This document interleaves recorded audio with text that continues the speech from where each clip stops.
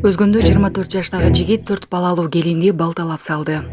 Төө ашууда туман болуп кары жаап жатат. Аба ырайы кескин өзгөрүп кеткендигине байланыштуу Бишкек-Ош-Унаа жолунда төө ашууда туман болуп кары жаап жатат. Маалыматка караганда Чүй облустунун жол кыймылынын коопсуздугун камсыздоо бөлүмүнүн кызматкерлери айдоочуларга Бишкек-Ош-Унаа жолунда жүрүүдө бардык коопсуздук жол эрежелерин так сактоого чакырат. Жана башка жаңылыктар түрмөгү видеого лайк басып, Манас ТВ каналга катталып, акыркы жаңылыктардан кабардар болуп турабыз.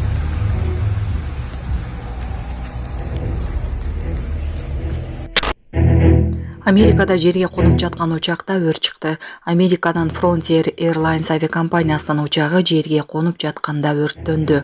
Окуя Лас-Вегастагы Гарри Рид аэропортунда болгон. Учак Сан-Диегодон учуп чыккан. Ыкчам топ учактын жүргүнчүлөрү менен экипажды куткарып калууга жетишти. Жаракат алгандар болгон эмес. Азырынча өрттүн себеби айтыла элек.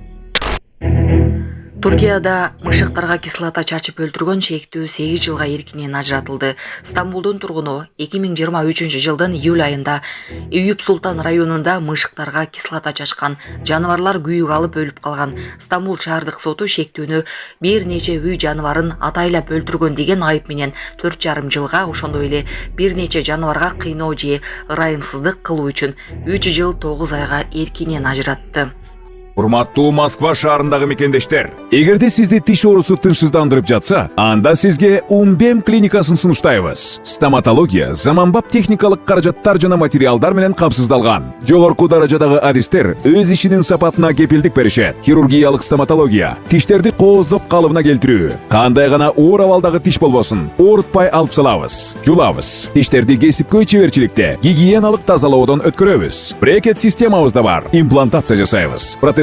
Металлокерамика, цирконий жана башка түрлөрдү колдонуу менен сиз каалаган сапатта тиштериңиздерди оңдоп түзөп, салып жана тазалап беребиз. Биздин дарек Москва шаары, ВДНХ метросу, Кондратюка көчөсү 2, байланыш номеру +7 925 103 22 55. Өзгөндө 4 балалуу келин киши колдуу болду. Өзгөн районунда 28 жаштагы келиндин өлүмүнө шек саналып, 24 жаштагы коңшусу кармалды. Ош облустук ички иштер башкармалыгынын маалыматына караганда, ал милициянын убактылуу кармоочу жайына киргизилген. Тергөө жүрүп жатат. Азырынча окуянын чоо жайы тууралуу маалымат жок. Өзгөндө 4 балалуу келиндин коңшусу балта менен чаап өлтүргөнү тууралуу маалымат алгач соц тармактарга тараган.